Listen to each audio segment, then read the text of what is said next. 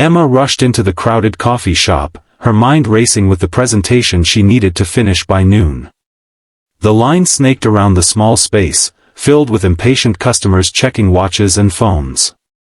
Behind her, a man in a worn gray hoodie and faded jeans shuffled in, eyes downcast, seemingly lost in thought. He looked tired, the kind of bone-deep exhaustion that coffee alone couldn't fix. When Emma reached the counter, she ordered her usual latte and hesitated, glancing back at the quiet man. Something about his distant expression tugged at her heart. "And whatever he's having too," she added impulsively, nodding toward the stranger. The barista raised an eyebrow but called out, "Sir? The lady's paying for your order." The man looked up, startled.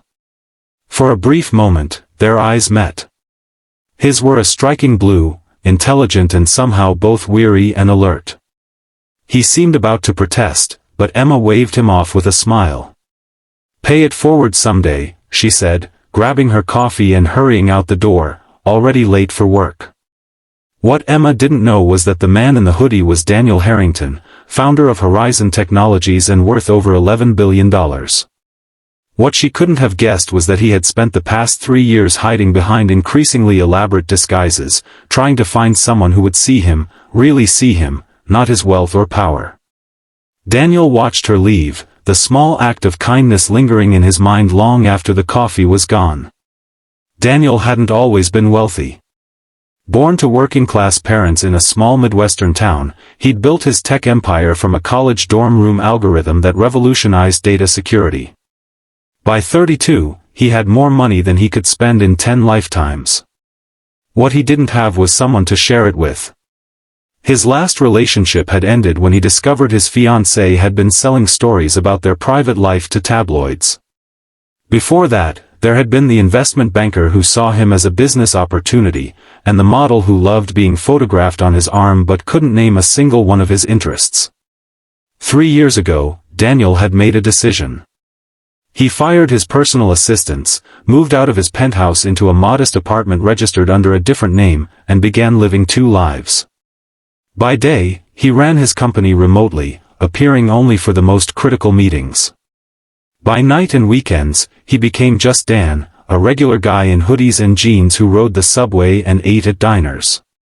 He was searching for something real in a world that had become increasingly artificial to him. Emma Matthews worked as a graphic designer at a small marketing firm. At 28, she was talented but overlooked, her ideas often attributed to her more outspoken colleagues.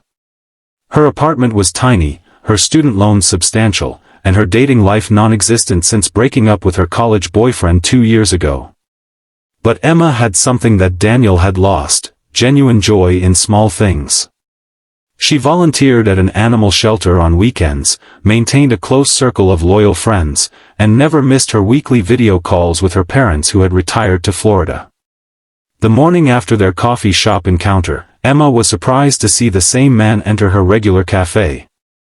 This time, he was ahead of her in line. When she reached the counter, the barista smiled. "The gentleman already paid for your order. Said something about paying it forward." Emma looked around but couldn't spot him. She felt an unexpected flutter of disappointment. The next day, he was there again. And the day after. Sometimes they exchanged small talk about the weather or commented on the cafe's eclectic music choices. He introduced himself simply as Dan. She found herself looking forward to these brief interactions, drawn to his thoughtful questions and the way he actually listened to her answers. 2 weeks into their morning ritual, Dan asked if she might want to grab lunch sometime. "I'd like that," Emma replied, surprising herself with how much she meant it. Their first date was at a small sandwich shop near the park. Emma arrived to find Dan already seated at a corner table, a paperback book open in front of him. "Sorry I'm late," she said, slightly out of breath. "Work crisis." "No problem," he smiled, closing his book. "I hope everything's okay." "Just the usual." Client changed their mind about the entire campaign concept the day before presentation. Dan nodded sympathetically. "That sounds frustrating." "It is, but that's the job. Emma shrugged. What about you? You've never actually told me what you do. Dan hesitated. I work in tech. Consulting, mostly. It wasn't exactly a lie, but it wasn't the whole truth either. Daniel had become adept at these partial truths over the years. Their conversation flowed easily from work to books to travel dreams. Emma talked about wanting to see Japan during cherry blossom season. Daniel, who owned a villa in Kyoto, simply nodded and said it was on his bucket list too. By the end of lunch, Emma felt a connection she hadn't experienced in years. Dan was different, thoughtful, present, and genuinely interested in her thoughts. When he asked if she'd like to meet again, her yes came without hesitation. Over the next 2 months, they fell into a comfortable rhythm. Coffee shop mornings, weekend walks in the park, and dinners at modest restaurants where Dan always insisted on splitting the bill. Emma found herself sharing things she rarely told anyone, her dreams of starting her own design studio, her fears of never being good enough, the childhood memory of her grandfather teaching her to draw. Daniel listened, treasuring these glimpses into her world. With Emma, he felt like himself for the first time in years. Not Daniel Harrington, billionaire CEO, but just Dan, a man with hopes and insecurities like anyone else. But as their relationship deepened, his dual life became increasingly difficult to maintain. He invented business trips to explain his absences when company emergencies required his attention. He redirected conversations whenever they veered too close to his actual circumstances. The lies of omission were beginning to weigh on him. The breaking point came on a rainy Tuesday evening.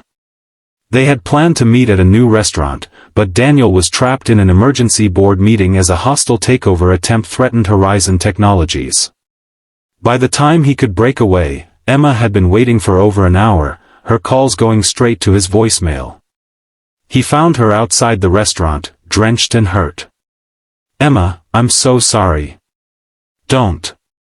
Her voice was quiet but firm. This isn't the first time, Dan. Whatever this is between us, it can't work if I'm the only one fully showing up. I can explain. Can you? Because I feel like I've told you everything about me, but I still know almost nothing about you. Where do you live? Who are your friends? You've never even told me your last name. The rain fell between them, each drop another secret kept. You're right, Daniel finally said. There are things I haven't told you. Important things. Emma shook her head, tears mixing with raindrops. I don't need your life story, Dan. I just need honesty. I need to know if what we have is real. It's the most real thing in my life, he said, and meant it. Then prove it. No more mysteries, no more vague answers. Just truth. Daniel nodded slowly. Tomorrow. Meet me at the coffee shop where we first met. I'll tell you everything. Emma studied his face for a long moment. One more chance, she said finally. That's all I have left to give. That night, Daniel paced his modest apartment, weighing his options. He could continue the charade, invent a more convincing backstory, maybe even create a fake apartment to show her. But the thought made him sick. Emma deserved better. Or he could tell her the truth and risk losing the only genuine connection he'd found in years. Would she believe him? Would she think he'd been playing some elaborate game? Worse, would knowing change how she saw him? By morning, he had made his decision. Emma arrived at the coffee shop precisely at 9, her heart pounding. Part of her expected Dan wouldn't show, that this would be the disappointing end to what had felt like something special. But he was there, sitting at a corner table, 2 coffees waiting. He looked different somehow, his posture straighter, his expression more serious. He wore a crisp button-down shirt instead of his usual hoodie. Thank you for coming, he said as she sat down. I said I would. Daniel took a deep breath. My name is Daniel Harrington. I'm the founder and CEO of Horizon Technologies. Emma stared at him blankly. Horizon Technologies, he repeated. The data security company? Recognition flickered in her eyes, followed quickly by confusion. Wait, that Horizon? The Fortune 500 company? Daniel nodded. That's not possible. Daniel Harrington is. She trailed off, pulling out her phone and typing rapidly. Her eyes widened as she looked from the screen to his face and back again. Oh my God. I know this is a lot to take in. A lot to take in? Emma's voice rose slightly. You're worth. She stopped, looking around before leaning forward to whisper, the internet says you're worth $11 billion. 11.4, as of yesterday's market close, Daniel said with a grimace. But that's not who I am. Not really. Then who are you? Because I thought I knew, but clearly I was wrong. Daniel reached for her hand, but she pulled back. Everything between us has been real, Emma. My feelings for you, our conversations, the connection we've built, that's all genuine. The only thing I hid was my background and my job. Only? Emma laughed incredulously. That's like saying the only thing the Titanic hit was just some ice. This isn't a small detail, Dan, or Daniel, I guess. I know. And I'm sorry for not being honest sooner. But try to understand, when people know who I am, everything changes. They want something from me, or they see me as a walking bank account, or they treat me differently. So you lied to me because you assumed I'd be like everyone else? The hurt in her voice was palpable. No, Daniel said firmly. I didn't tell you because I was afraid. Afraid of losing what we were building. Afraid you might not believe my feelings were genuine. The longer I waited, the harder it became to find the right moment. Emma sat back, processing.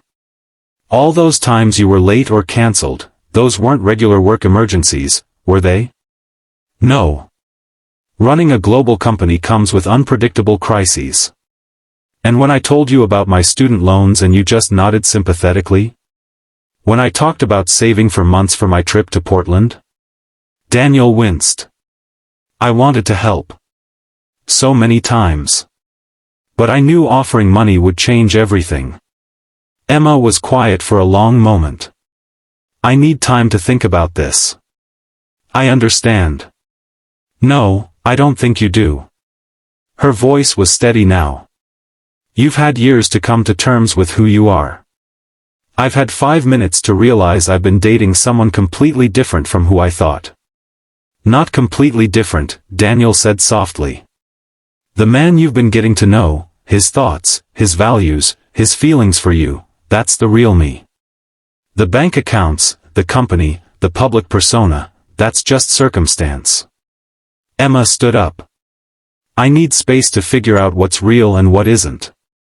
Please don't contact me for a while. Daniel nodded, his heart sinking. I'll respect that. But Emma, I meant what I said last night. What we have is the most real thing in my life. She looked at him one last time, her expression unreadable, before walking out the door. The next 3 weeks were the longest of Daniel's life. He threw himself into work, attending meetings he would normally handle remotely, reviewing projects that didn't require his attention. Anything to keep his mind occupied. His executive assistant, Marion, who had worked with him for 15 years, finally confronted him. With all due respect, sir, you look terrible. Daniel glanced up from his computer. Thank you for that assessment, Marion. It's a woman, isn't it? Daniel sighed. There was no point denying it, Marion had an uncanny ability to read him. Yes. The one you've been sneaking around with for months? The reason for all those mysterious personal appointments on your calendar? I wasn't sneaking around. I was just. He trailed off, realizing how it sounded. Living a double life? Marion supplied helpfully. Playing Prince and the Pauper? Something like that. Marion sat down across from him. And now she knows who you really are, and she's not speaking to you. Daniel nodded miserably. Did you ever consider that the problem isn't your money, but the fact that you weren't honest with her from the beginning? The words hit home. Daniel had been so focused on Emma accepting his wealth that he'd missed the more fundamental issue. He hadn't trusted her with the truth. What do I do now, Marion? His assistant smiled. For a brilliant businessman, you can be remarkably dense about personal matters. You apologize, properly, and then you give her the space to decide what she wants.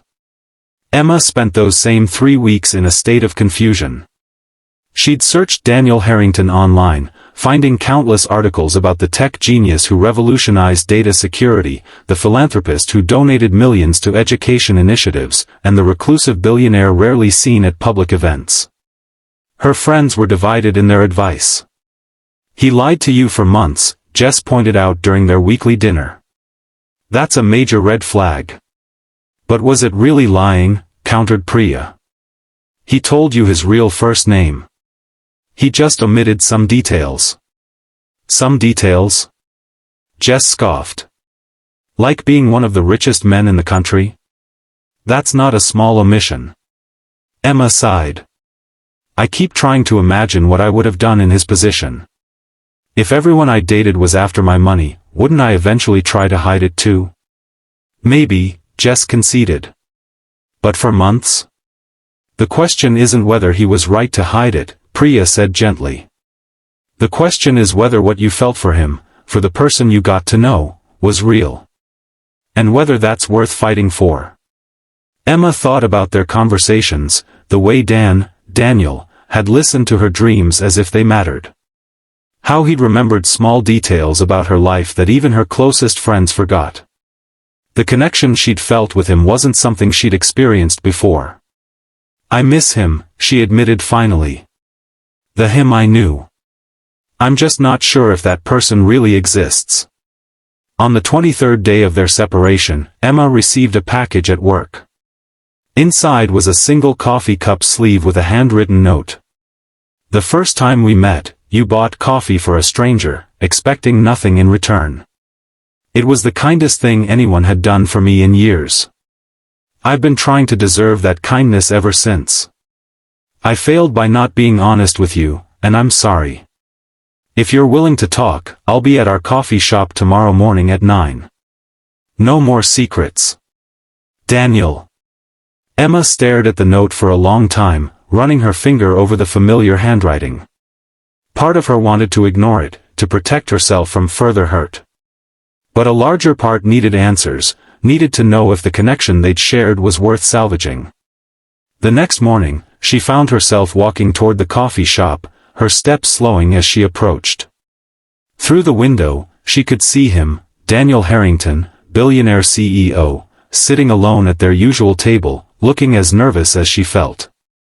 He wasn't wearing a disguise this time. His clothes were simple but clearly expensive, and he made no attempt to hide his face from the other patrons.